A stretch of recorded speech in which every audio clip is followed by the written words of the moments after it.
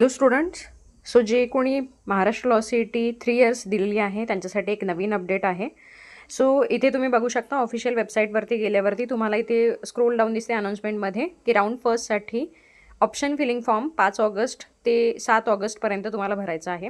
So जे कोणी form fill up करतं आहे राऊंड फर्स्टसाठी सो त्यांच्यासाठी ही नवीन अपडेट आहे की तुमचं ऑलरेडी शेड्यूल आलेलं आहे की जे राऊंड फर्स्टसाठी असणार आहे.